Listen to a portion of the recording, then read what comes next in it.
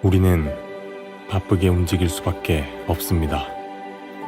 편히 쉴 수도, 잠을 잘 수도 없습니다. 그러나 내일을 함께 꿈꿀 수 있다는 사실 하나는 약속할 수 있습니다. 그래서 우리는 위로가 됩니다. 때론 용기가 되고, 때론 정의가 되기도 합니다. 오늘도 희망을 품고 나아갈 수 있도록 대한민국 국민 모두의 꿈을 지키는 우리는 당신의 벗입니다. 우리 공화당.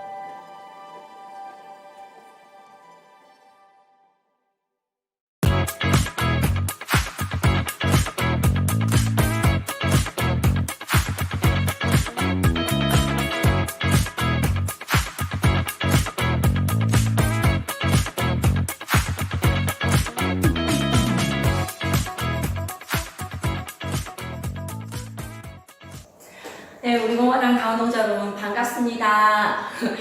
매주 화요일 여러분 찾아뵙는 문브레이커스 시간입니다.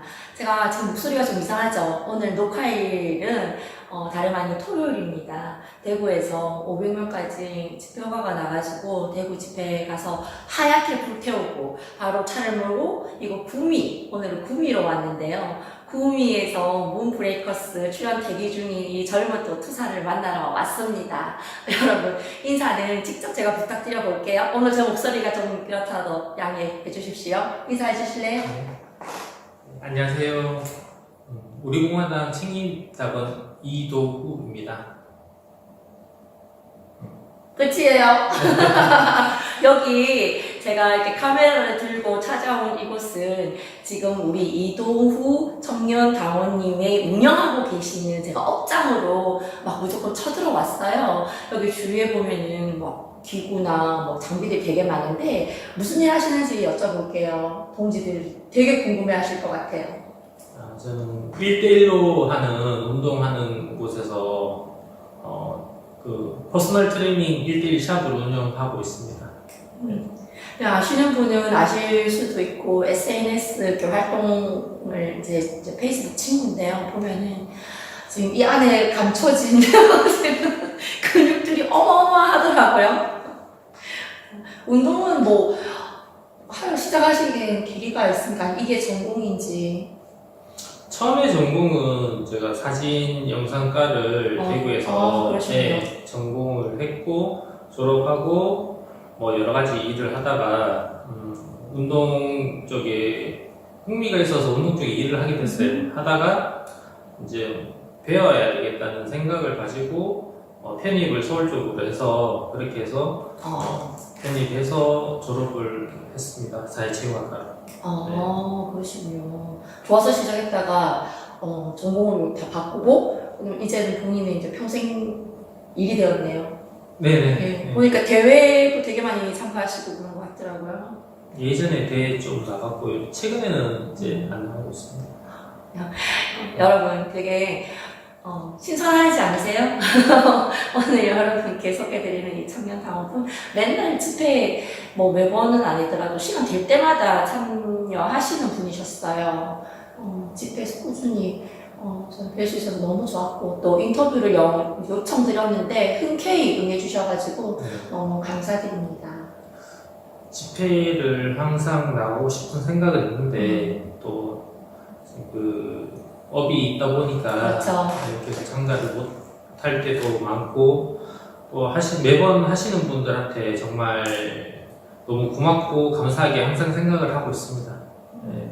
그래서 짬 날 때마다 와주시는 게 얼마나 감사하고 또 우리 어르신 동지들께서 보셨을 때 얼마나 듬직한지 모실 거예요. 고맙습니다. 이번 자리에 올라서 말씀드릴게요. 제가 더 고맙게 생각하고 그렇게 했습니다. 네. 제가 오늘 이곳에 이제 구미에서 집회를 하고, 대구에서 집회를 하고, 구미 이제 가까우니까 왔는데, 500명 집회 허가가 나가지고, 대구에서 아까 말씀드렸다시피 하얗게 불태웠다고 했는데, 대구에서 행진까지 하면서 그것도 열심히 했거든요.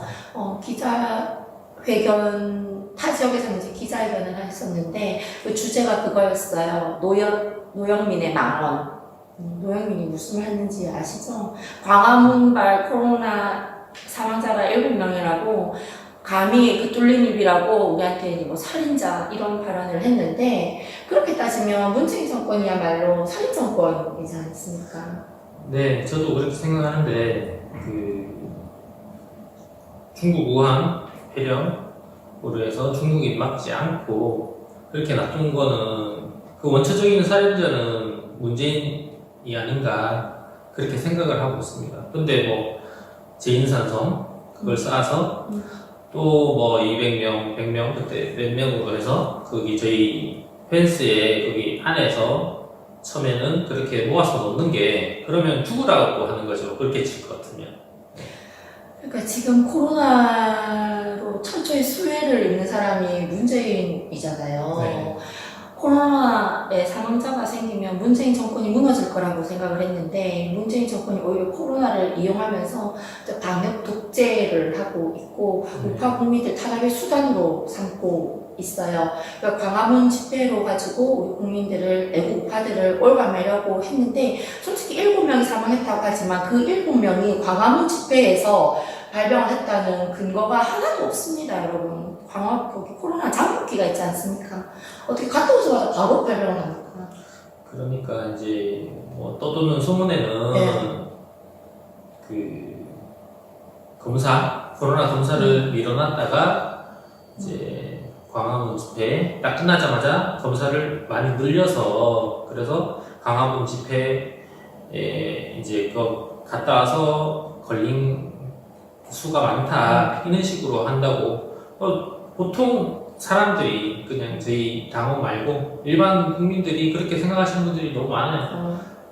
거기에 맞춰서 우리 또 어영 언론들이 어영 언론 KBS, MBC, YTN, 연합 다죠 뭐. 그렇죠. 그래갖고 거기서 맞장 붙여가지고 그렇게 해서 하니까 사람들이 모르는 사람들은 아 그렇구나 광화문 집회 가서 그렇구나 응? 그렇게 생각하시는 분들이 실질적으로 그렇게 해서 많이 생겨나는 것 같아요. 7명의 사망의 원인이 코로나의 발병이 광화문에서 했다는 그 근거도 없거니와, 그럼에도 불구하고 우파 국민들한테 살인자, 500명을 죽인 이 살인마 정권, 코로나로 죽고, 이제 독감 백신 맞다가 수십 명이 죽고, 저는 또 뭐 길지 않은 삶을 살았지만 저는 진짜 이런 나라는 저 처음 봤습니다. 아니 독감 접종 같은 경우에도 우리나라에서 문제가 있다는 그 2개 약품 그거는 이제 그 한국에서 그렇게 맞고 돌아가신 분들 사망자로 발생하니까 우리나라에서는 질병관리청에서는 계속 맞아도 된다 그렇게 얘기를 하죠. 네. 근데 말레이시아입니까 아니면 싱가포르인지 거기는 한국에서 이렇게 맞고 2개 종류가 거기서 사망자가 발생하니까 거기서 먼저 그게 그 제품을 제외시켰더라고요. 근데 우리나라는 보면 더 맞아도 상관없다.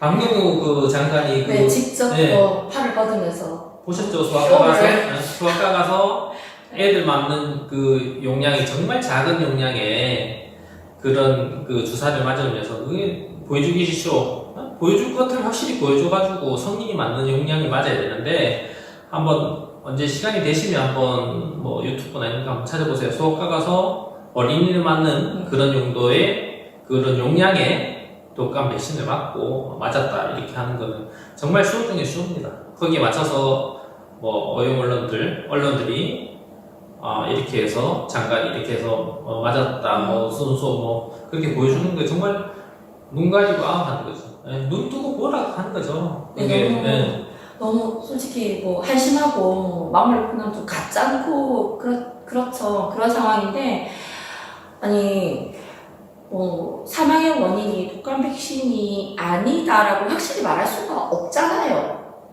본인들은 조금이나마 국민들이 위험에 노출될 수 있는 가능성이 있다면 본인들이 그거를 막아야 되는 게 정부 관리로서 할 일인데 국민을 뭐 그게 1%든 10%든 위험에 고스란히 노출시키고 그것이 무방하다 맞아도 무방하다 그것이 쇼를 하면서 국민들에게 하는 거는 정말 여태 보지 못한 정말 저는 악행이라고 생각해요. 아니 한 명의 국민이 그렇게 해서 사망자가 발생해도 그 국민이 얼마나 생명이 소중합니까? 그럼요. 그렇게 해서 한 명의 생명이 또 소중한데 그 많은 분들이 그렇게 돌아가셔도 정부에서는 무방하다, 연관성이 없다. 이거 너무 무책임한 그런 그렇죠. 그런 내용으로 해서 국민들을 호도하고 또 뭐 방역을 잘해갖고 뭐 했다, 뭐 K 방역이다 그런 말도 안 되는 그런 소리를 하고 있어. 참 참. 개탄스럽죠. 그렇죠. 그 문재인 집권 초기에 불이 얼마나 났어요. 네. 정말 뭐 몰아가지고 계속 불이 났잖아요. 그때 우파 국민들 사이에서는 이제 촛불 대통령답게 촛불로 잡은 정권답게 불로 응한다 불로 망한다 여건을 불러가지고 그렇게 반응 희생자 사망자 부상자 이렇게 내더니 제 전국에는 총 맞아 죽고 그 북괴뢰군에서 총 맞아 죽고 코로나로 죽고 독감 맞아 죽고 국민의 생명을 지키지 못하고 아니 도리어 국민을 위험에 노출시키고 국민의 생명을 경시하는 이런 대통령 우리가 지켜봐야 되겠습니까? 저희 당에서 또 얘기하는 게 국민 발전권 해서 어떻게 해서든 빨리 내려오는 게 대한민국이 살 길이라고 보통 사람들이 그렇게 많이 생각하죠. 또 여론조사나 이런 거에서 자기 잘한다 이런 걸로 해서 전부 다 조작으로 하는 거 그렇게 해서 사람들이 그렇게 믿고 있거든요. 말도 안 되는 소리 하잖아요. 아직까지 국민들이 40% 이상이 문재인식을 지지한다? 그 누가 봐도 그거는 말도 안 되죠. 4%. 예, 어른들이 저희도 뭐 부모님 다 계시지만 부모님이 아직까지 문재인이 40%나 진짜 한다고 얘기를 하면 4%다 4% 이렇게 얘기하죠. 정말 이런 걸 보면은 언론의 만행이 얼마나 심각한지 그리고 국민들을 얼마나 개돼지로 보면 그런 철면피 같은 거짓말을 하는지 참 그렇죠. 개탄스럽습니다. 대한민국이 지금의 대한민국이 되기까지 얼마나 많은 전쟁과 희생을 치르고 왔는데 저는 항상 우리 민족은 우리 대한민국 국민은 참 대단한 국민성을 가졌다라고 네. 자부하고 있었거든요. 굉장히 네. 자부하고 있었어요. 근데 최근에 참 흔들리는 게 정말 우리 박정희 대통령 이제 추도시켰고 이러면서 이렇게 하고 하면서 진행하고 하면서 정말 소수의 위대한 지도자가 이끌어왔구나. 내가 이때까지 알던 국민성은 정말 허구가 아니었나 이런 의구심을 가질 때가 있어요. 사실 저는 개인적으로. 그러니까 저희 그 나라에서 6.25라는 그런 그 동족 간의 전쟁, 북침으로 인한 그런 거를 남침으로 인한 그런데요. 남침으로 인한 그 6.25 전쟁으로 해서 중공군이 들어오고 수많은 저희 그 남측의 국군들 아니면 민간인 희생자들 엄청 많잖아요. 예, 그런 거는 아예 무시하고 무조건 다 용서하고 북한하고 손잡아야 된다, 동포끼리 손잡아야 된다 그런 말만 하고 그러면 거기에 대한 그분들이 돌아가신 분들이나 지금 아직까지도 보상도 못 받고 있잖아요. 근데 그거는 제껴두고 그 전에 것들 동화까지 가잖아요. 지금. 그렇죠. 네. 완전 빨갱이 미화시키려고 지금 동학운동까지 가고 뭐 그 이상 더 이상 어디까지 내려가야 되는지 모르겠어요. 이 정권이 자기한테 필요하다 하는 것만 찾아서 반일 감정 일으키고 또 그 동학농민운동이죠. 그것도 해서 그때 했는 사람들 조선시대 때까지 할아버지 할머니 때 우리 그때 증조 고조까지 올라가서 그런 사람들한테는 피해 보상을 해주고 정작 저희 군인들 지금도 많은 사건 사고들 많이 있습니다. 어쩔 수 없이 그렇게 다치신 분들도 있고 육군으로 가서 군인으로 가서 그런데 천안함 사건 안타까운 일들이 많죠. 천안함 사건 아직도 천안 사건 같은 경우에는 그 저희들 그 보상이라 그래야 되나요? 아직도 안 이루어지고 있고 천안함 저 생존장병 저 회장님하고도 아는데 매번 그렇게 해서 그렇게 그 부분에 대해서 요구하지만 그 실질적인 보상은 말로만 얘기해놓고는 안 해주잖아. 근데 그 전에 거 물론 뭐 그분들이 저기 위안부 할머니들 그런 분들도 계시고 한데 그거보다 거기에만 집중하고 동학농민운동 있는 거라 하고 실질적으로 나라를 지키다가 돌아가신 분들한테는 보상이 제대로 네. 이루어지지 않다는 게 너무 이게 뭐 세상이 지금 뭐 대한민국 그렇게 가고 있지는 않은 것 같아요. 그렇죠. 저희가 이제 후대로서 그분들의 후손들로서 네. 굉장히 죄스러운 마음도 있잖아요. 네. 그 부분에 있어서는. 근데 지금 좌파들의 역사 왜곡이 굉장히 심각한 수준까지 가가지고 이제 네. 동학농민운동까지 건드리고 이렇게 왜곡하고 뭐 여순반란 사건, 사선 사건까지 네. 다 영웅시하는 이제 정당한 혁명 운동 뭐 이런 식으로 이제 왜곡하는 작업을 하고 있는데 네. 결국에는 그걸 이제 이승만, 박정희 우파 계보를 안 따르고 네. 이것은 독재, 진미 이러면서 이렇게 하고 김구를 위시한 네. 김정일 이 라인을 지금 정당화시키려는 작업들의 일환이잖아요. 네. 근데 지금 그때 당시의 역사에 대해서 잘 모르는 지금 현재 청소년이라든지 20대 초반인 아이들이 굉장한 이제 그런 위험에 노출되어 있어요. 이 교육이 계속 지속되면 정말 저희가 박정희 대통령 구국의 영웅, 대한민국 건국하신 국부 이승만 대통령 이렇게 말하는 게 공허한 외침이 될 수도 있다 이런 걱정이 많이 들어요. 네, 맞습니다.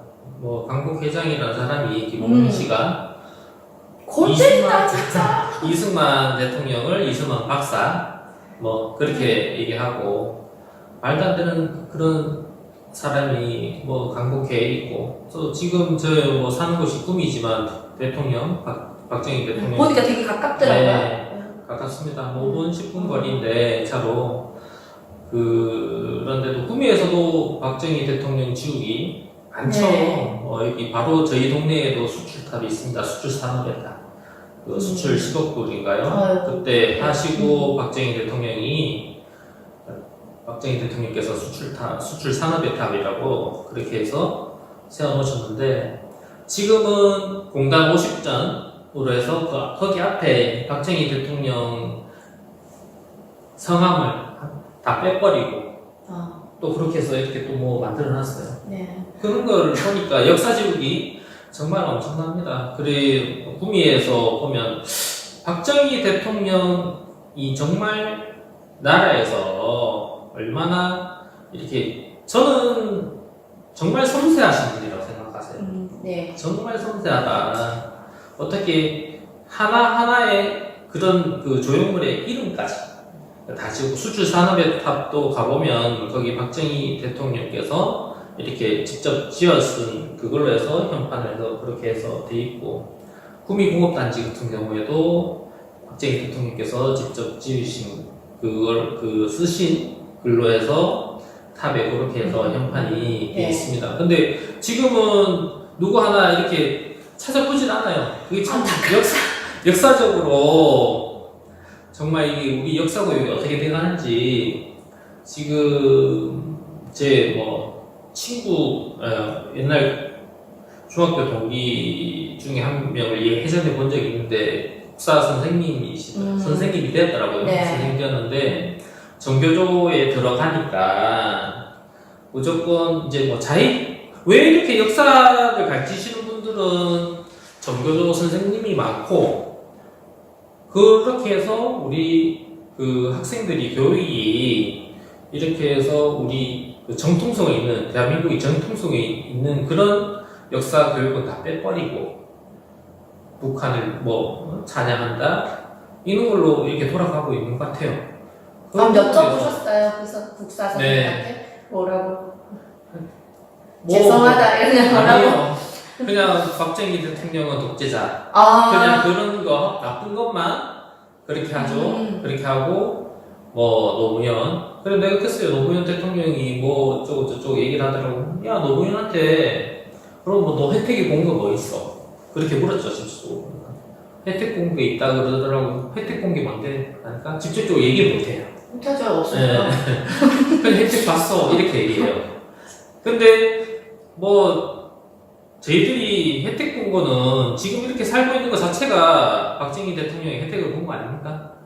그렇죠. 그럼요. 경부고속도로도 그렇고 뭐 구미 산업단지 전라도도 마찬가지예요. 1위에도 거기도 있고 여수에도 화학단지 그렇게 해서 다 먹고 살잖아요. 그러니까 국뿐 아니라 뭐 전국에 어느 곳이건 네. 박정희 박물관이다. 네, 네. 뭐 이렇게 봐도 무방할 정도로 전국에 박정희 대통령 손길이 안 미친 곳이 없고 네. 국민들 역시 그 당시에 정말 이렇게 말씀드려서 죄송하지만 그 당시에 시민 의식이 떨어지고 네. 뭐 미개하다라고 표현하면 너무 과한지 모르겠지만 제대로 된 의식 수준이 발달하지 못한 국민들을 근면자족협동 네. 새마을운동 정신으로 깨우치고 그리고 국민교육원장으로 우리의 교육의 중요성과 우리의 나아갈 지표에 대해서 그렇게 명확하게 해주신 지도자야말로 대한민국의 진정한 지도자 아니겠습니까?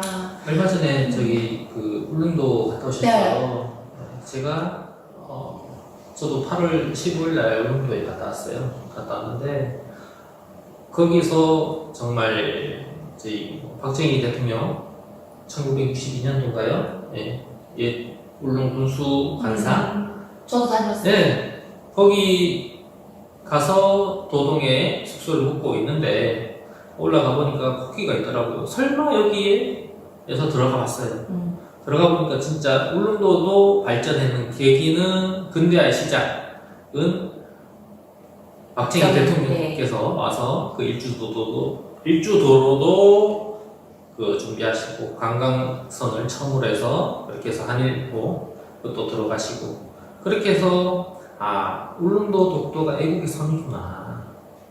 박정희 대통령께서 이렇게까지 이 먼 데까지 다 둘러보시고 울릉도도 마찬가지고 또 그렇지 않습니까? 이렇게 해서 먹고 살게 하기 위해 농촌에는 새마을운동 그렇게 해서 이렇게 먹고 사는 우리가 다 혜택을 받죠.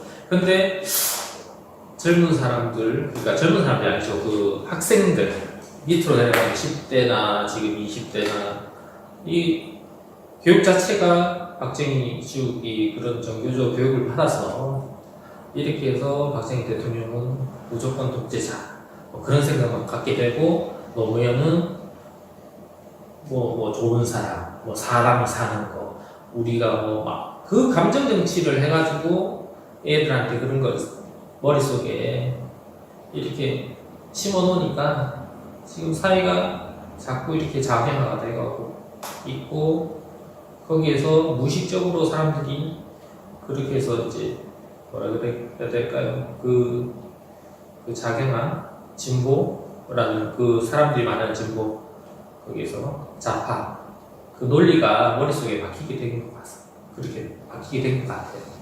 그래서 좀 보면은 젊은 학생들이 자기들이 태어났을 때는 이미 우리나라가 뭐 세계 경제 10대 반열에 들어가 있는 상황이잖아요. 네. 자기들이 태어날 때부터 마이카 시대에 태어나서 그냥 자기가 잘나서 잘 살고 자기가 잘나서 그렇고 우리 부모가 잘나서 그렇고 다 그렇게 생각을 왜 하게 됐을까요? 그 시작은 바로 교육입니다. 교육. 불과 몇백 년 전의 일이 아니에요. 우리 부모 세대가 헐벗고 굶주리고 전후 세대에 이 지금 호화찬란한 이런 대한민국을 만들기 위해서 흘렸던 피와 땀과 눈물에 대한 교육이 없기 때문에 그 감사함을 모르는 거고 만약에 이게 진짜 제대로 된 교육이 이루어져서 이 감사함을 안다면 감히 박정희 대통령에게 독재자라고 말할 수 있는 국민이 한 명도 없을 겁니다. 그렇죠. 대한민국의 교육을 정말 바로 잡아야 되는데 큰일이에요. 제가 일화를 하나 말씀드릴게요. 제 친구 애인데 이제 그때 3.1절을 앞두고 있었어요. 이제 3.1절이 무슨 날이게? 이제 뭐 그냥 이렇게 물었어요. 그러니까 만세 부른 날이지, 뭐 이러더라. 어떻게 알아? 이래서 그냥 이렇게 그러니까 그러니까 배울 때요, 만세 부른 날이라고. 근데 만세를 왜 불렀을까? 이러니까는, 만세는 기분 좋을 때 부르는 거잖아. 뭔가 좋은 일이 있었겠지, 그때. 이러는 거예요. 제가 진짜 깜짝 놀랐어요. 참. 3일, 대한독립 만세, 이제 의미도 모르고 독립운동이라는 개념도 없고, 그래서 내가 혹시 유관순이라고 알아? 유관순을 모르는 거예요. 그때 당시 걔가 중학생이었어요. 근데 중학생이 그런 답을 하는 거예요. 제가 그래서 진짜 기합을 토했어요, 완전. 지금 교육이 그렇습니다. 그러니까 애들이 그 자체를 모르죠. 그냥 풍족함에 있어서 거기에 대한 거, 그리고 뭐 가진 자에 대한 그런 거에서 뭐 그렇게 해서 그 사람들은 나쁜 사람, 그 뭐 경제 발전해서 또 노동자, 그 근로자들이 일하고 그렇게 해서 그런 사람은 열심히 일하는데 돈을 줬다 이렇게 생각하거든요. 근데 예전에 같은 경우에는 제가 물론 태어나기 전쯤이겠죠. 그때는 일하고 싶어도 일을 못했잖아요. 일자리가 없어서. 근데 박 대통령이 그 경제개발 5개년 계획으로 해서 전부 다 일을 하게 되고 먹고 살게 되는 거죠. 그 풍족함에 젖어서 그분의 그런 그 업적이나 이런 거를 다 잊어버리고 있는 것 같아요. 참 안타깝고, 저도 이제 창원이잖아요. 제가 그 창원에 있으면 이런 얘기를 여러 번 드린 적이 있는데, 창원 역시 박정희 대통령이 안 계셨더라면 지금도 있을 수 없는 도시거든요. 그러면 창원의 존재 자체가 박정희 대통령 때문이에요. 그때 이제 창원공단하고 또 마산 수출자유지역, 그 창원 같은 경우에는 정말 계획 도시로서 지금도 너무나 전국 어디에 내놔도 깨끗하고 정비가 잘 된 도시이고, 특히나 제가 대학 다닐 때 배운 바로는 하수 정비 같은 게 너무 잘 되어 있다고 계획할 때 그때부터 그렇게 이제 배웠어요. 그런데 정말 박정희 대통령님께서 진짜 지하에 누워 계시다 벌떡벌떡 일어나실 것 같은데 혈압이 오르셔가지고, 근데 민노총이 장악한 도시거든요. 그 사람들이 왜 거기서 일을 하게 됐는지는 망각한 채 망각한 채 노조가 자기들의 근로에 대한 복지를 주장하는, 복지를 개선하는 그런 수준에 있는 것이 아니라 정치 활동을 하면서 완전 좌파 쓰레기짓을 하면서 있는 그 부분이 좀 창원 시민으로서 박정희 대통령이 참 죄송하다는 생각이 들고, 그런 시각으로 창원 시민들을 보면 너무 화가 나는 건 비슷하실 것 같아요. 구미라는 지역적 특색도 그렇잖아요. 네, 맞습니다. 구미도 뭐 노조 활동이 많죠. 뭐 한노총이 물론 조금 더 많은 것 같긴 한데, 바로 저희 동네 옆에 뭐 한국 KC하고 코오롱 예전에 한 10년 이상 그렇게 해서 금속노조, 민노총의 금속노조가 거기 있으니까 한 10년 이상을 그 노동쟁이를 하죠. 그게 계속 있었는 것 같아요. 정말 징글징글할 정도로 그렇게 있다가, 그렇게 해갖고 외지에서 이제 오신 분들이 저희 물론 저희 구미 본토에 계신 곳보다 외지에서 들어오신 분들이 더 많은데, 그런 분들이 와서 그냥 일을 하게 되고, 나는 내가 이렇게 일하는데 그냥 일을 할 수 있는 기회를 받게 된 거는 생각 안 하고, 그냥 나는 이렇게 일하면 나는 더 많이 받아보고 싶다, 나는 좀 더 벌고 싶다. 물론 복지도 중요합니다, 근로자분들의. 그렇지만 그분이 함께 살 수 있는 토대가 돼야 되지 않나. 이 공단에서 지금도 보면 젊은 사람들이 일자리가 없잖아요. 그렇게 해서 일자리도 없고, 예전에는 그 당시에는 박정희 대통령 같은 분이 있으니까 계셔서, 지금 일자리는 100% 문재인 때문이죠. 네, 그 돈 얼마나 많이 투자했어요. 네. 뭐 일자리 현황판은 어떻게 돼가고 있는지 제가 전에 한번 역 바꿔먹은 것 같아. 일자리 현황판 있기는 할까요? 처음부터 없었나요? 하루 정도? 하고 치웠겠지. 하고 치웠겠죠. 뭐 답이 없죠. 답이 없죠. 지가 할 수 있는 부분이 아니죠. 지 능력 밖이죠. 근데 지금 현재 봤을 때 사회의 가치가 어디에 중점을 두고 있는가 굉장히 중요한 부분인데요, 여러분. 우리가 생산보다는 분배를 중요시하고 기회의 평등보다는 우리가 이제 배분의 평등 모두가 뭐 이렇게 그런데 가치를 줌으로써 참 점점 사회주의로 네, 사회주의 가고 있습니다. 참 안타까운 현실입니다. 곧 있으면 이제 배분받는 사회가 되지 않겠나. 배급받는 사회. 그렇죠. 네. 문재인이 바라는 배급받는 네, 사회. 배급받는 사회. 소상공인들 100만원 주고, 저기서 또 재난지원금 받고, 그런 식으로 해가지고 배급받는 사회. 사회주의 사회가 그렇게 해서 문재인이 원하는 사회로 가지 않나. 다 그렇게 얘기해요. 네. 네. 그럼요. 나라가 힘들어지고 경제가 힘들어질수록 정부에 바라는 바, 기대는 바가 커지고요. 그러면은 정부는 자기들의 과오, 자기들의 실정을 덮기 위해서 또 포퓰리즘으로 답을 하게 되어 있죠. 그러면 국고는 점점 비어가고 대한민국의 경제 인구는 줄어가는데 결국에는 여러분의 자녀가 등어리 휘도록 그 집을 다 지게 되는 거거든요. 나중에 20년 뒤에는 그런 통계가 있어요. 우리 소득의 80%를 세금으로 낸다고. 그럼 20% 남은 걸로 어떻게 생활을 해요? 생활할 수 없어요. 그러면 또 관공서 앞에 줄을 서겠죠. 여러분, 이런 거 막아야 됩니다.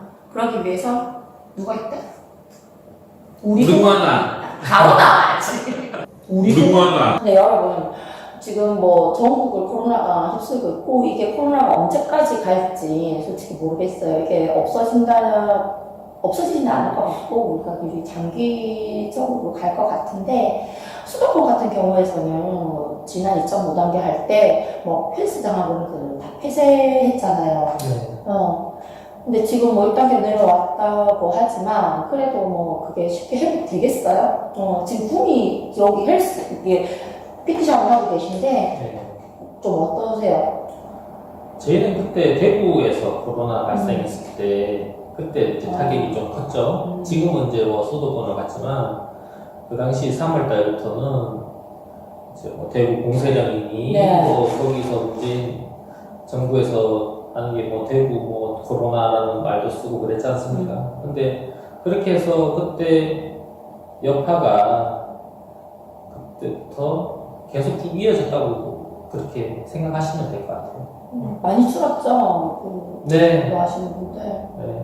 다행히 저희는 일반적인 헬스장이 아니라서 조금은 덜 할 수도 있는데 일단은 사람들이 안 움직이죠. 네. 그렇다고 해서 재난지원금 100만 원 가지고 생활을 할 수 있겠어요? 네. 제가 봤을 때는 이게 국민들이 바깥 활동을 자제하고 온실의 폭을 좁히는 게 코로나에 대한 두려움이 아니고 상대방에 대한 공포고 사회 불신에 대한 공포인 것 같아요. 내가 코로나 걸려서 내 건강이 해쳐지는 게 두려운 게 아니라 내가 코로나 걸림으로써 사회적 왕따가 되는 게 두려운 거 아닌가. 마치 죄인처럼 거리두기를 하지 않아서 내가 뭔가를 지키지 않아서 걸리는 것처럼 매장하는 사회적 왕따를 시키는 그런 분위기가 더 문제인 것 같다. 그렇죠. 운동하러 와서 마스크 쓰고 지치면 그래도 하러 와있죠. 그렇게 해서 만약에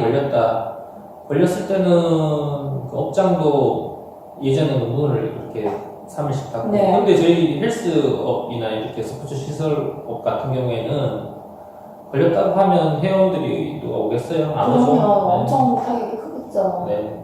그래서 솔직하게 세금은 많이 내고 그렇게 해서 돌아오는 거 해서 그렇게 선심 쓰듯이 자기 돈 주듯이 문재인이 그렇게 주잖아요. 그렇게 주면서 생색 내고 근데 세금을 내는 건 엄청나죠. 저희 세금은 점점 많아지고 앞으로 계속 더 많아질 거고. 자영업자들 엄청나게 많이 지금 문을 닫고 있지 않습니까? 네. 솔직히 뻥이 아니고 저는 지금 문 닫는 게 맞는데 닫을 방법이 없어서 열어놓는 거거든요. 저 역시 마찬가지예요. 저도 저희 집이니까 그냥 저희 이제 업장이 돈 주고 월세를 내고 그렇게 해서 이렇게 뭐 꾸려 나간다는 건 좀 어려울 것 같아요. 네. 그나마 새가 안 나가니까 부럽네요. 엄청 부럽네요, 저. 그 대신 적게 벌고 적게 쓰고 있습니다. 부럽다. 저는 월세 때문에 죽을 것 같아요. 이게 문재인 정부에서 그렇게 만드는 거죠. 이것도 뭐 그 이름 코로나 여파 또 일찍 좀 막아야 되고 또 지방 같은 경우도 그렇지만 서울 같은 경우에는 집값 오르고 전세값 오르고 월세값 다 오르잖아요. 네. 그걸 어떻게 감당하겠어요? 네. 월세값, 집값 다 올려놓은 건 문재인 정부입니다. 그리고 제 친구 중에 부동산 하는 친구가 있어요. 그래서 처음에 문재인 정부 들어왔을 때, 문재인 씨가 대통령 됐을 때, 네. 제가 처음에 했는 말이 집값이 오를 거다 얘기를 했어요. 왜? 이 정부는 그 전에 노무현 정부 때 그 정책을 그대로 답습을 하거든요. 그대로 답습을 출판 하는데. 버전이 알면서. 네. 그러니까 노무현 때 일주일에 서울에 집값이 1억씩 올랐다고 하지 않습니까? 똑같습니다. 똑같이 이렇게 해서 없는 사람들 더 못 살게 되는 거예요. 집도 한 채 이제 못 받고 이제 뭐 공공주택이나 그렇게 지어서 정부에서 주면 그렇게 해서 살게 되고 나중에 되면 그렇게 되는 게 그게 사회주의 정책이거든요. 길들여지고 있는 거죠, 이제 국민이. 그렇죠. 저 이제 보면은 제가 가게를 만약에 뭐 도산한다? 그러면 저 하나 망하는 것이 아니고 저 하나 망함으로써 그 이어지는 우리 거래처라든지 뭐 저희 밑에 직원이라든지 다 엄청 가게 하나가 도산을 하면 그만큼 여파가 크잖아요. 네. 근데 저희 이제 전국적으로 이렇게 힘들어하는 자영업자들의 주도산이 이어지면 이게 어떠한 결과를 낳느냐? 바로 중산층의 붕괴로 이어진단 말이죠. 네. 개인 사업을 하는 사람들은 그래도 뭐 적게 버는 사람도 있지만 대부분이 중산층이라고 말할 수 있어요. 그런 개인 사업자, 그런 사람 중소기업까지. 그 중산층이 무너지면 대한민국의 허리가 무너지는 거라서 복구가 안 돼요, 이거는. 네. 그렇습니다. 거의 큰 기업체들이 지금은 뭐 삼성도 그렇고 그 정부의 위험을 받다 하잖아요. 그렇게 해서 한국에 우리나라에 투자를 안 하게 되고 그래서 이제 해외로 나가고 구미 같은 경우에도 뭐 공장들이 해외로 많이 이전했어요. 물론 뭐 수도권으로 많이 갔고 그렇게 해서 일자리가 없어지고 그 밑에 하청 업체 직원들이 또 문제예요. 그렇게 해서 일자리 잃게 되고 그래서 소비를 안 하게 되고 그러면 이제 소상공인들이 또 힘들어지죠. 그래서 중산층이 붕괴하게 됩니다. 네. 그게 제일 두려운 거예요. 그러면 회복 불가능하기 때문에. 네. 지금 현재 정부는 못 사는 사람을 더 못 살게 만들고 잘 사는 사람도 못 살게 만들고 네. 다 모두가 가난해지는 경제 정책으로 대한민국을 아작내고 있다. 그렇죠. 예전에 박근혜 대통령께서 했던 그 중산층을 두텁게라는 그런 문구가 요즘처럼 그렇게 와닿던 때가 있었나 그런 생각이 들고 줄푸세 정책도 마찬가지입니다. 박근혜 대통령께서 했던 정책들 줄푸세 정책 보면 세금을 줄이고 규제를 풀고 그 정책을 보면 지금 시대에 그렇게 해서 정책을 따라야 되지 않나. 근데 지금 뭐 문재인 씨가 정책이 뭐 있기나 있는지 모르겠어요. 그러니까 정책 얘기가 나왔으니까 우리가 또 짚고 넘어가야 될 게 지금 사회주의 정책 악법들이 진짜 끝없이 무슨 공장에서 물건 찍는 것처럼 계속 생산에 재생산, 뭐 특별법이 또 개정안 미친 듯이 나오고 있어요, 여러분. 지금 우리 공화당에서 매주 월요일 한상수 최고위원님께서 악법 강의를 해주시는데 그래서 우리가 이 부분 굉장히 공부를 많이 해야 되거든요. 지금 문재인 정권에 들어와서 이제 사유재산을 인정하지 않는 예를 들면 유치원 3법도 말은 그럴싸하지만 개인 재산권에 대한 침탈이잖아요. 뭐 유치원 3법, 경제 3법, 그리고 뭐 임대차 3법 이런 경우가 다 거기에 해당되는데 이런 악법들을 뭐 무분별하게 내놓을 수 있는 거 바로 싸우지 않는 국민의 힘 때문이거든요. 네, 어. 맞습니다. 그 정부의 이중대 역할을 하고 있고 김종인 씨가 돌아서 이건 완전히 이건 보수 정당이라고 할 수가 없죠. 호남당이 돼버렸어요. 호남당이죠, 호남당. 네. 호남당이 돼버렸고 경제 3법 같은 경우에는 뭐 국민의힘이 나서서 앞장서서 뭐 추진을 하고 있는 형국이니까 보수파 국민들이 그나마 가지고 있던 국민의힘에 대한 기대는 일찌감치 버리시는 게 현명하시고 시간 절약이 된다. 저는 이렇게 말씀드리고 싶고 최근에는 김종인 비대위원장이 장외 투쟁은 뭐 의미 없다. 뭐 제가 정확한 워딩은 지금 기억이 안 나는데 뭐 의미 없다. 이런 식의 발언을 했어요. 뭐 자기들이 언제는 했었나? 그렇죠. 네. 진정한 투쟁하는 정당, 투쟁하는 정당이라고 하면 우리 공화당밖에 없는데, 진짜 보수 정당은 우리 공화당밖에 없다. 또 뭐 국민의힘에 대한 그런 그 사람들이 이제 지역민들이나 생각이 점점 갈수록 아무 생각이 없죠. 저 당은 뭐 하는 당인가 정체성을 잃어버렸습니다. 그렇습니다. 정체성을 잃어버리고 그렇게 되면 나중에는 국민의힘도 그 당도 이제 뭐 민주당이죠. 그렇죠. 네, 민주당으로 그렇게 들어가는 거예요. 그렇게 하려고 김종인이 들어오는 거고 네. 뭐 민주당 출신이 비대위원장으로 있는데 뭐 뻔하지 않습니까? 김종인은 진짜 국민의힘에 들어오는 이제 엑스맨이고 엑스맨인지 천지도 모르고 그 비대위원장이라고 따르고 있는 거기 있는 배지들도 참으로 한심하다. 금 배지가 아니고 똥 배지다. 저는 이렇게 생각합니다. 네, 그리고 뭐 나도 당 얘기지만 예전에 그 박근혜 대통령께서 2011년도 12월입니다. 그때 2011년도죠. 2월이 아니고 2011년도인데 그때 비상대책위원장을 해서 한나라당 시절에 들어가셔서 당을 새로 네. 일으키고 그때 유명한 일화 있지 않습니까? 본능에는 뭐 11척의 그 배가 뭐 있다고 해서 그 얘기를 해서 뭐 천막당사 해가지고 국회의원들 정신 차려라. 그렇게 해서 그 당을 만들어 놓고 새누리당으로까지 되셨고 그때 제가 2011년도에 그 박근혜 대통령께서 비상대책위원장 할 때 그 연말에 보내신 그 편지가 이건 뭐 당원들한테 다 보내신 것 같은데 그 편지를 제가 항상 제 방에 붙여 있는 거를 제가 한번 갖고 나왔어요. 그래서 시청자분들 잘 네. 보실 수 있게 조금 이렇게 클로즈업을 해줄 사람이 없어요. 저희가 직접 찍어서 보이시나 모르겠어요. 이렇게 잘 고이 네. 신축 다시지 모시듯. 뭐 지금도 마찬가지인데 이렇게 그분의 리더십이라는 거는 누가 따라올 사람이 없죠. 그 망해가는 정당에서 비상대책위원장 하셔갖고 당을 일으키고 나라도 구하시고 보면 근데 국민의힘에서 그런 분이 없으니까 자기 당이 대통령을 내치고 지금 그 당이 보수 정당이라 할 수가 없죠. 예, 친이계 정당이 돼가지고 지금 뭐 민주당 이중대 역할 그 역할밖에 하고 있지 않습니다.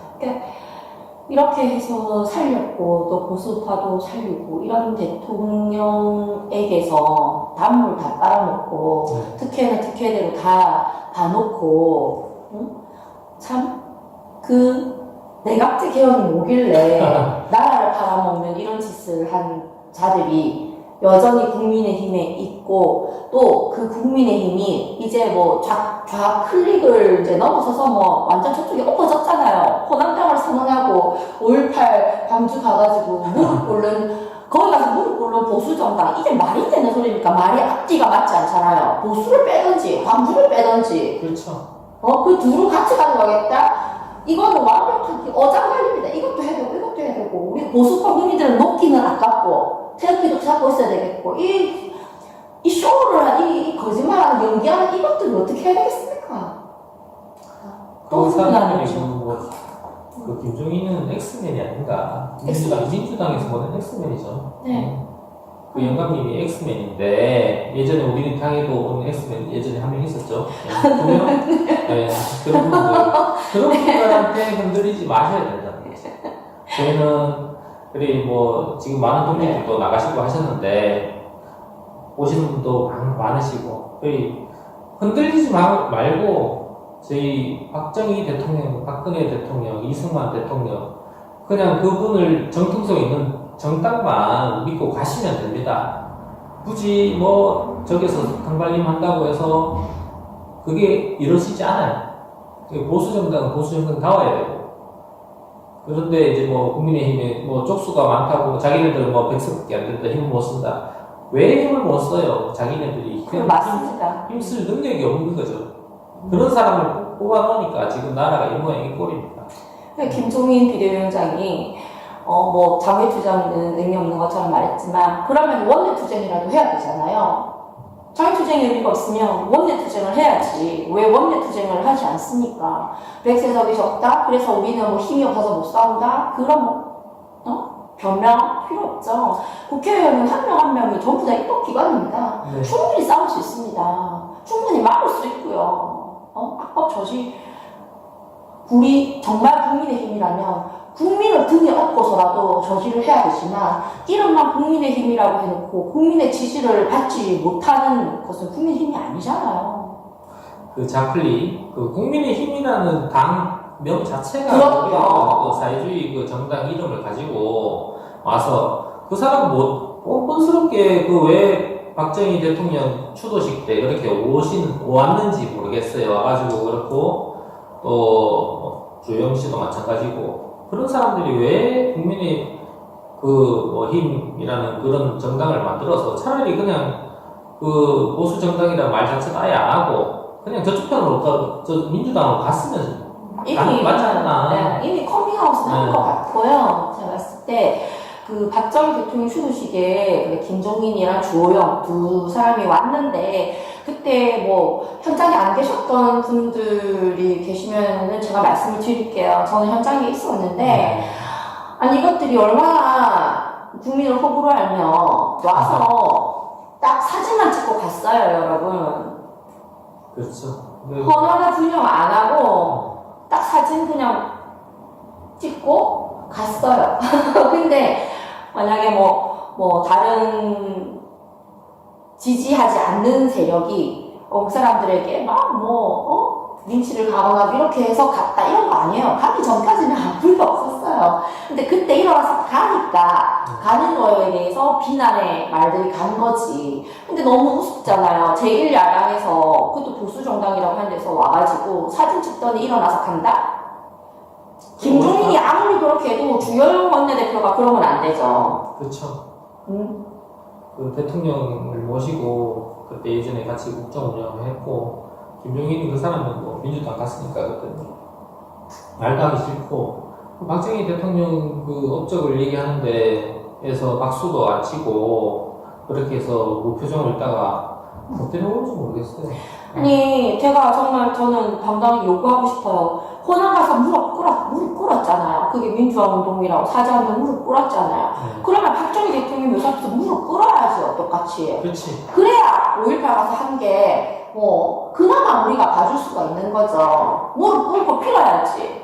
5.18 특별법을 만들기 전에 5.16 혁명절을 해가지고 국가기념일도 해야 되지. 5.16에 대해서는 아는 사람들이 지금 30대도 없을 것 같아요. 5.16이 뭐지? 네. 예전에는 달력에 뭐 군사정변이라는 그런 걸 있다가 지금 아예 5.16 자체가 없죠. 5.16의 혁명이나 5.16 혁명이라는 거 저희도 피 안 흘리고 나서 그렇게 혁명을 해가지고 대통령께서 나라를 발로 세웠는데 거기에 대한 그 기념일 그걸 지정을 먼저 하고 해야 되지. 5.18 뭐 특별법 하는데 김종인이라는 사람이 가가지고 뭐 얘기하는 거 들어보니까 그걸 뭐 반대하지 않는다 뭐 그런 얘기를 하고 있고 그 전에 자기 정체성을 알고 박정희 대통령의 업적에 대해서 먼저 기리고 그렇게 해야 되지. 그 뭐 경부고속도로에 그것도 봐요. 김현미 씨 라는 장관이 자기 이름 써갖고 누가 했는지 몰라도 그 벌써 낙하를 해서 2번인가 3번인가 그 이름 다 지었잖아요. 네. 저희 어머님 하더라고 그 김현미 이름 써놨다 그거 지었다고 하니까 그걸 왜 놔두면 깨 부사발이고 치아발이지 곧 있으면 그것도 역사적으로 평가해갖고 그거 뭐 없앴든지 제거하든지 해야 됩니다. 참 김종인은 뭐 원래 이쪽 사람이 아니니까 그렇게 치더라도 그거에 질질 끌려다니는 좀 전에 말했지만 그 금 배지들 다 또 배지로 바꾸고 배지 반납하세요. 저희가 알아서 잘 이끌어 갈 테니까 믿을 곳은 우리 공화당밖에 없고 우리 공화당이 대한민국의 뭐 보수의 역사 아닙니다. 대한민국의 진짜 역사, 바른 역사, 정확한 역사를 우리 공화당이 쓰겠다. 그런 말씀을 하시고 드리고 싶어요. 네, 우리나라 정당 역사 중에 저희들이 이제 그 주들이 이렇게 순수 자발적으로 만든 정당은 이렇게 우리 공화당 이런 정당이 있었나 그걸 믿고 우리가 따라오시면 거기서 저희 대한민국을 살리고 지금 뭐 또 박근혜 대통령 생각하면 마음이 좀 안 좋은데 그건 더 빨리 좀 나와야 되지 않나.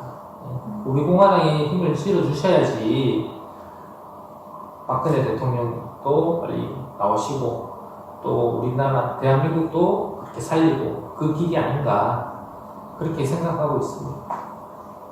우리 공화당에 많은 분들이 와서 그 정체성을 하고 이해하고 또 많은 힘을 주시면 문재인도 끌어내릴 수 있고 민주당보다 더 큰 또 국민의힘 같은 그런 정당도 우리 공화당에 흡수가 되고 그래서 정통 보수 정당이 되지 않을까.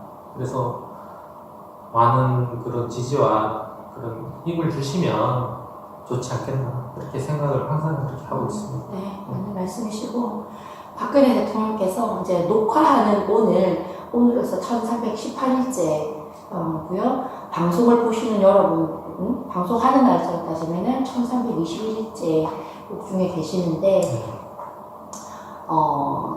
참 국민으로서 그분을 그곳에서 못 빼내고 그곳에 계시게 하는 게 참 죄스러운데 하루빨리 사기 탄핵의 진실을 밝히고 네. 그분이 나오셔서 그것이 정치 활동이든 개인 활동이든 네. 영어의 몸이 아니라 자유의 몸이 빨리 되시고 그랬으면 좋겠다. 아직까지도 뭐 탄핵에 대해서 사람들이 잘 모르고 있는 것 같아요. 국민들이 그래 일반 국민들이 잘 모르고 있어서 제가 이거를 예전에 이제 뭐 집회에 처음에 나갔을 때 이 받았는데 이거를 이제 아는 분들한테 뭐 제가 이렇게 드리면 좋지 않겠나. 이 사기 탄핵으로 몰고 간 사기 보도. 예. 가짜뉴스들 나와 있는 거죠? 가짜뉴스들.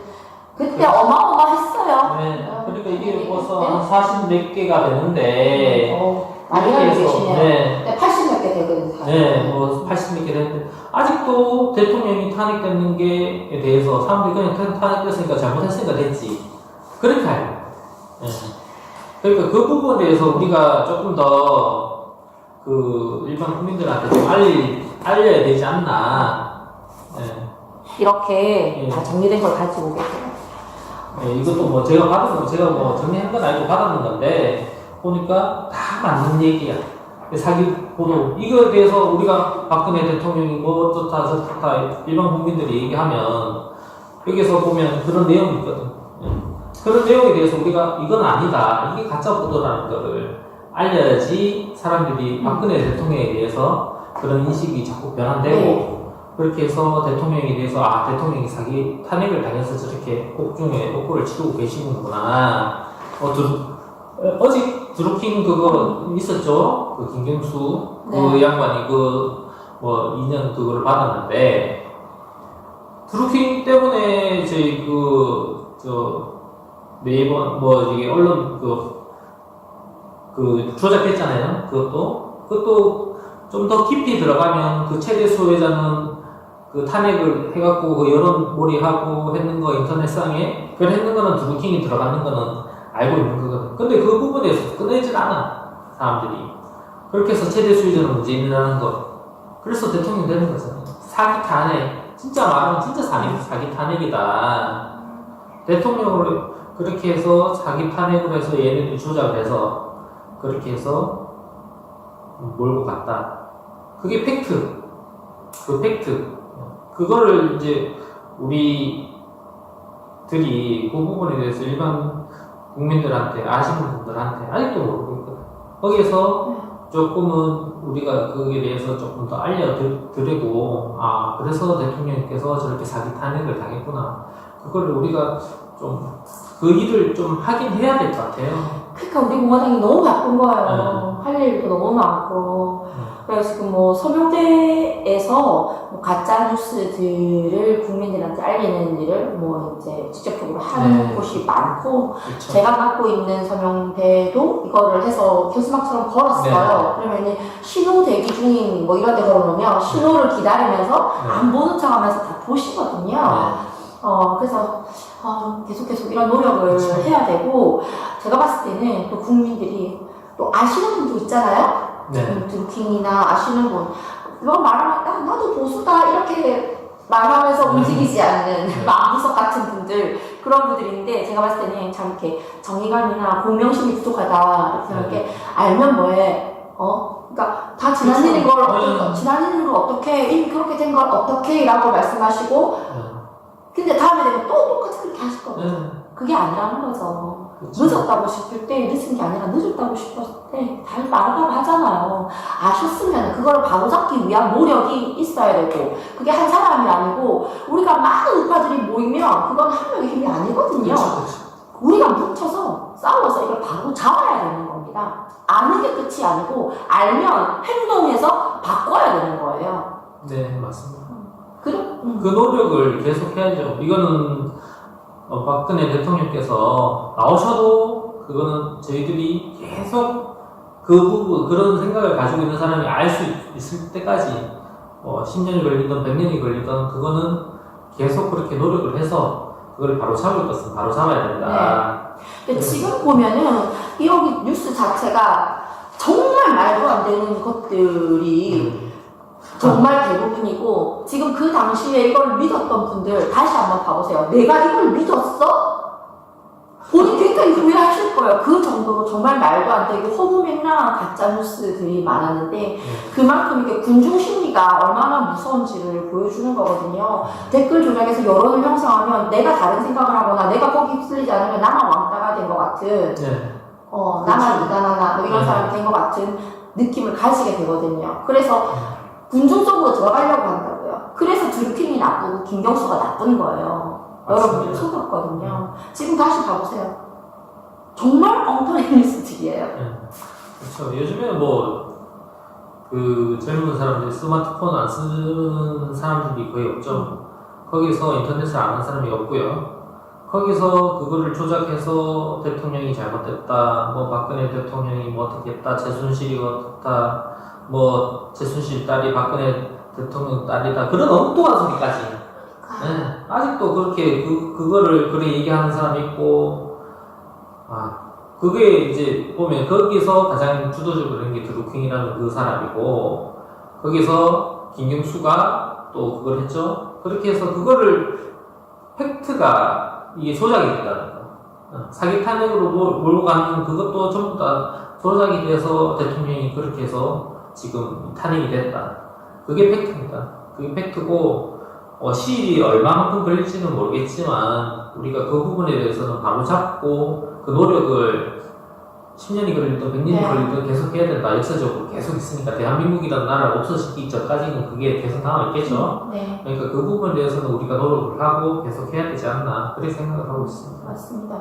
그리고 저희가 앞으로 계속 이런 진실을 알리기 캠페인, 그리고 좌파에 맞서는 투쟁을 조금 우리가 승리를 맛봤다고 소홀히 할 것이 아니라 계속 해야 되는 게, 저자들이 계속 추월 할 거란 말이에요. 한 번 이 맛을 봤기 때문에 그래서 우리 공화당 당원동지 여러분들 우리 죽을 때까지 싸워야 하는 운명인 거 아시죠? 뭘 위해서? 대한민국을 위해서입니다. 근데 이야기를 오늘 참 많이 나눴습니다. 처음에 노영민 얘기로 시작해서 집회 얘기하고 박정희 대통령님 얘기하고 또 코로나 얘기했다가 박근혜 대통령님 얘기, 네. 사기 탄핵, 국민의힘 얘기까지 다양한 이야기를 나누다 보니까 벌써 시간이 엄청 많이 지났어요. 처음에 걱정 많이 하시더니 여러분 굉장히 말씀 잘하시죠? 박근혜 대통령 얘기가 지금 나와서 얘기인데 저희는 박근혜 대통령만 믿고 그렇게 해서 박근혜 대통령만 보고 우리 공화당과 함께 나가시면 됩니다. 다른 것에 다른 무리에 휩쓸리지 마시고 제가 박근혜 대통령을 너무 좋아하는 그런 한 사람으로서 저희 가게에 마크를 보시면 저 뒤에 마크가 있죠. 네. 저를 보시면 뭐가 생각나시나요? 네네네. 옛날에 보이나 모르겠다. 박근혜 대통령께서 새누리당 만드실 때 직접 만든 마크를 저희가 원래 거꾸로 되어 있는 거예요. 근데 뒤집어서 제가 저희 마크를 쓰고 있는데 그럼요. 그러니까 박근혜 대통령만 믿고 우리 공화당과 함께 투쟁하시면 우리도 좋은 날이 오고 우리가 승리하는 날이 올 겁니다. 네. 그 말을 꼭 하고 싶었어요. 맞습니다. 우리 공화당이 갖는 대한민국 역사상의 의미는 정말 어떻게 말로 표현할 수 없고 우리 다음 때 우리 후세가 반드시 기록할 것이다. 그 기록이 정말 승리의 기록이 되도록 우리의 역할이 무겁습니다. 자, 이제 정리하는 차원에서 오늘 이렇게 응해주셔서 너무 감사드리고 이야기도 너무 많이 해주셔가지고 제가 편하게 방송했어요. 우리 공화당 당원 동지분들께 이제 마지막으로 드리고 싶은 말 있으면 정리해서 인사까지 해서 부탁드릴게요. 당원 여러분, 저희 지금 힘든 시기를 지내고 있습니다. 문재인 씨 정부 때문에 코로나 때문에 문재인 코로나 하죠. 문재인 폐렴 때문에 많은 힘든 국민들이 힘들어하고 있고. 거기서 지금 대통령께서는 옥중 투쟁을 지금 3,000일이 넘는 그 세월 동안 그렇게 하고 계시고 우리가 믿고 의지할 것은 지금은 정부가 아니죠. 대통령께서도 옥중 투쟁을 하고 계시고 당과 함께 우리가 조금 더 힘을 모으고 그래서 승리의 날이 될 때까지 박근혜 대통령께서 옥중에 나오실 때까지 또 힘을 내고 또 용기를 내고 이렇게 함께 할 수 있으면 좋을 것 같습니다. 네, 오늘 함께 해주셔서 너무 감사드리고 당원동지 여러분들도 시청해주셔서 너무 감사드립니다. 항상 또 한절기라서 아침 저녁 일교차가 너무 커요. 감기 드시지 않게 건강 조심하시고 우리 또 일주일에 우리 주어진 일이 다 있죠?